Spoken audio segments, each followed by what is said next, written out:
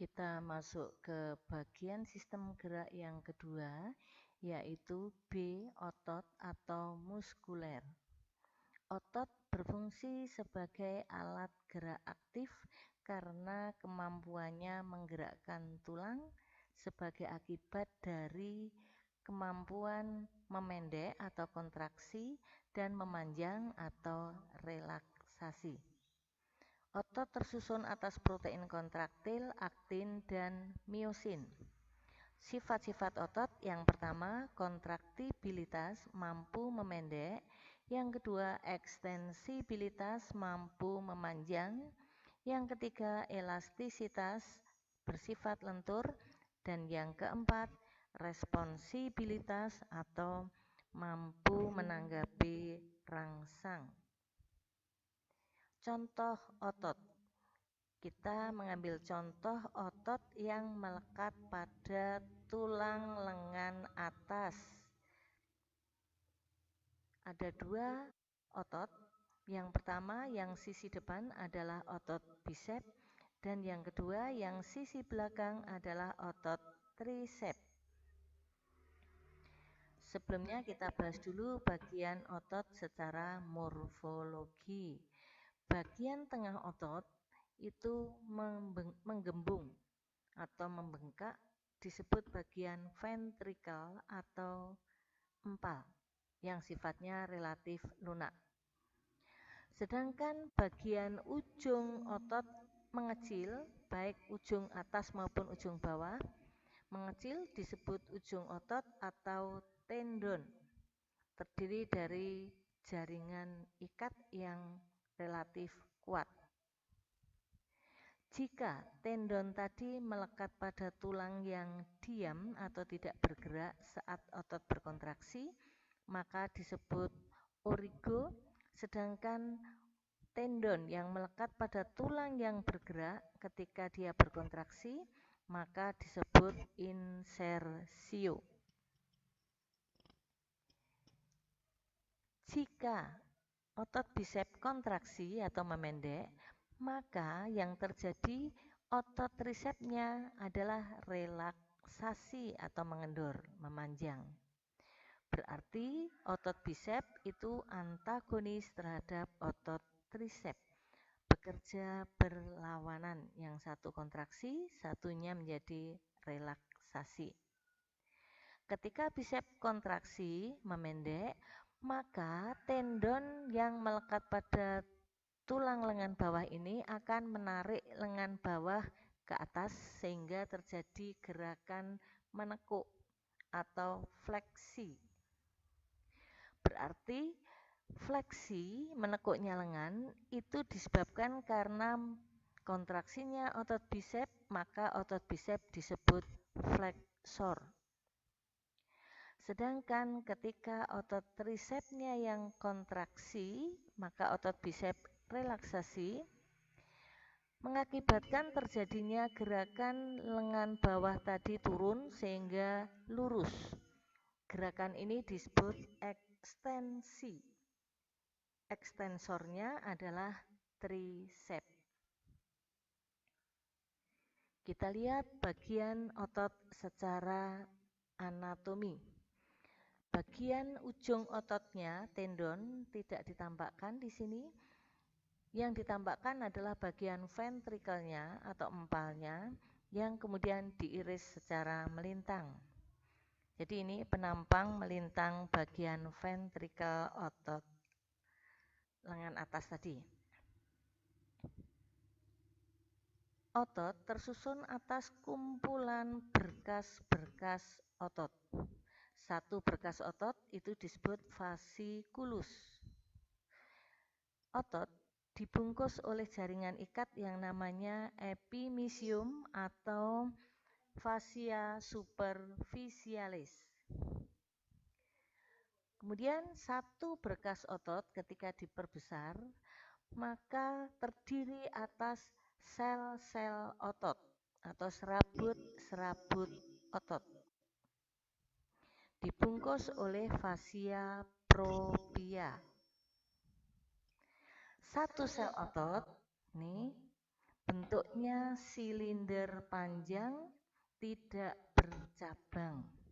Kita lihat secara mayornya, gambar gedenya.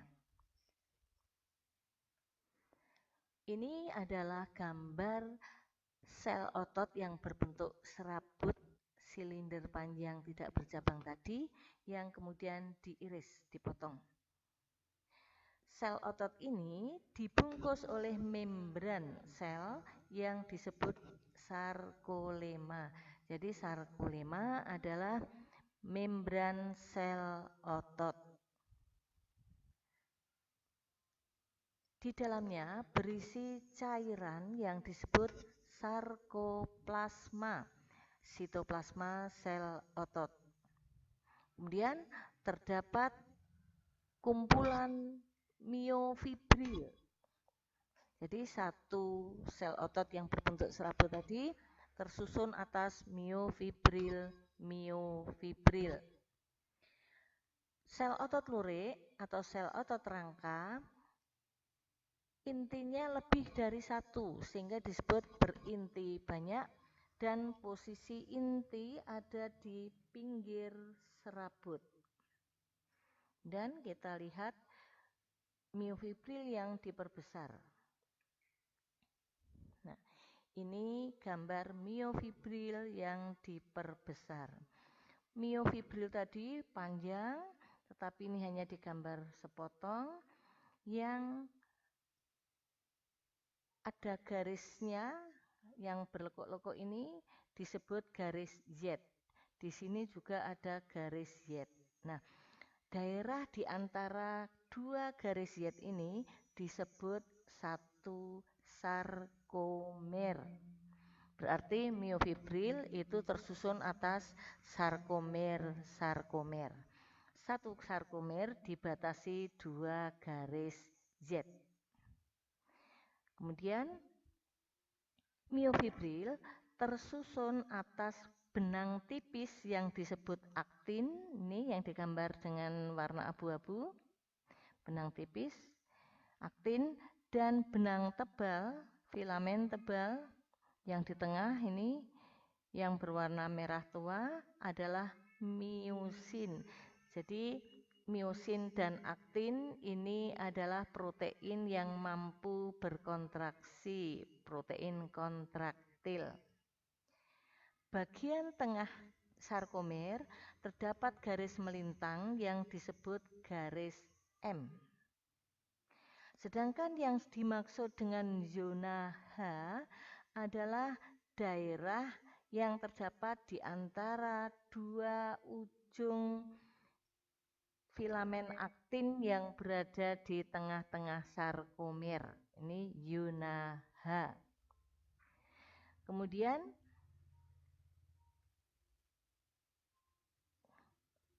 karena adanya miosin yang bersifat tebal, maka ketika dilihat di bawah mikroskop, daerah yang mencakup miosin ini tampak gelap, disebut pita gelap atau pita anisotrop.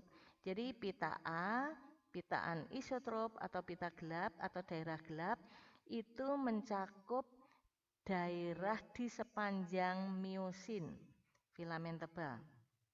Sedangkan daerah di luar miosin, yaitu yang hanya mengandung aktin, ini disebut pita terang atau pita isotrop, disingkat pita I.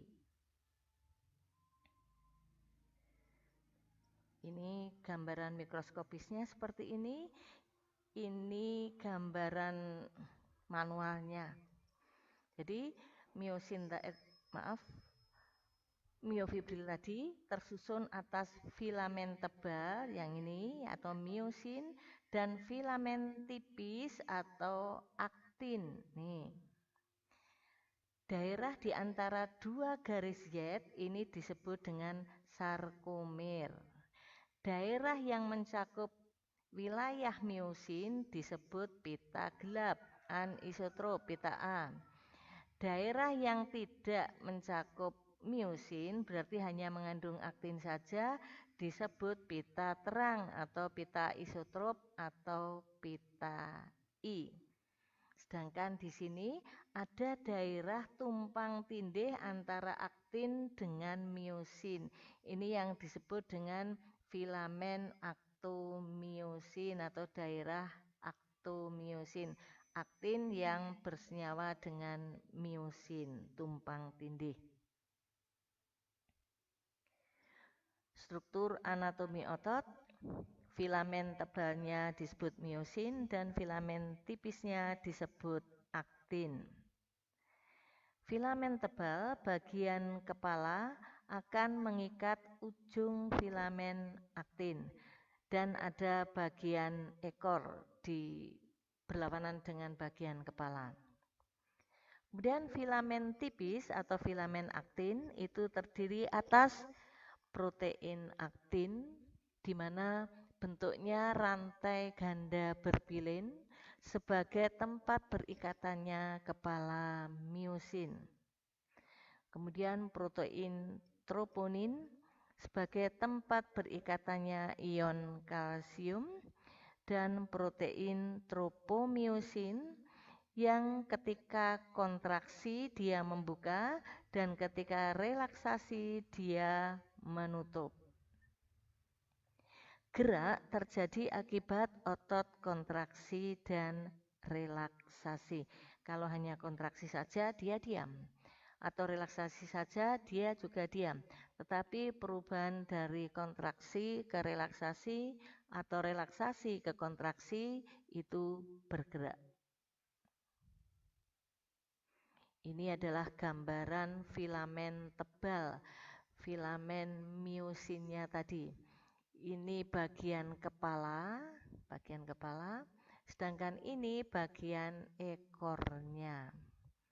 Yang bawah ini gambaran dari filamen tipis atau aktin. Di sini ada seperti tali yang melilit membentuk pilinan. Ini yang disebut dengan tropomiosin. Kemudian troponin itu yang merupakan bagian yang nanti akan berikatan dengan kepala miosin. Kemudian molekul aktin itu yang berbentuk seperti mutiara-mutiara yang berpilin tadi.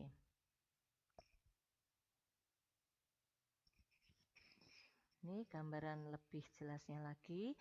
Jadi aktin itu yang menyerupai mutiara-mutiara, dia berpilin. Kemudian yang menyerupai tali, ini adalah miosinnya. Kita lihat pada aktin ini ada lubang-lubangnya, di mana lubang-lubang ini tertutup oleh tropomiosin. Ada satu tempat berikatannya ion kalsium, ini adalah protein troponin. Ini posisi yang terjadi ketika relaksasi, ini tertutup lubang-lubangnya sehingga kepala miosin tidak bisa masuk. Sedangkan yang ini adalah ketika kontraksi. Ketika kontraksi nanti tropomiosin itu akan bergeser mengakibatkan lubang-lubang pada aktin akan membuka sehingga kepala miosin nanti bisa masuk. Diawali dengan ion Ca2+ yang akan berikatan pada bagian troponin.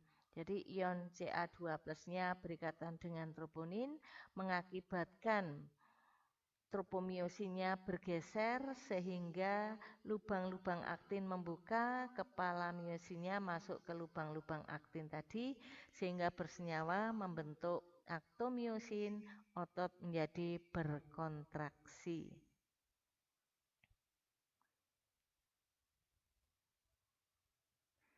Syarat otot untuk dapat berkontraksi. Yang pertama harus ada rangsangan dulu. Yang kedua, ada zat pemindah rangsang yang disebut dengan neurotransmitter. Contohnya adalah asetilkolin. Yang ketiga, ada protein kontraktil yaitu aktin dan miosin. Dan yang keempat, harus ada